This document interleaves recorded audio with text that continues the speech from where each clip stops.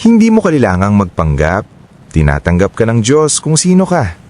Dumating ka ngayon pero huwag mong asahan na mananatili kang ganoon. Lahat ay nagkasala. Bawat puso kulang sa kaluwalhatian niya. Ang kaligtasan ay hindi tungkol sa kasaysayan o label. Kay Jesus ito. Lahat na tumatawag sa Panginoon ay maliligtas. Talaga, lahat. Tinatanggap ka ng pag-ibig ng Diyos pero binabago ka rin niya. Hindi sapat ang pagkaunawa. Ang kanyang tawag ay nag-aanyaya ng pagbabago.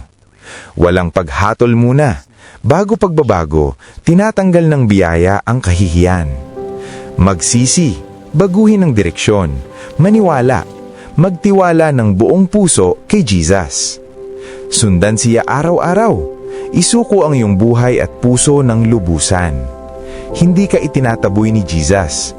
Dinadala ka niya papalapit. Nilalapitan ka ng Diyos kung nasaan ka, pero hindi ka niya iiwan doon.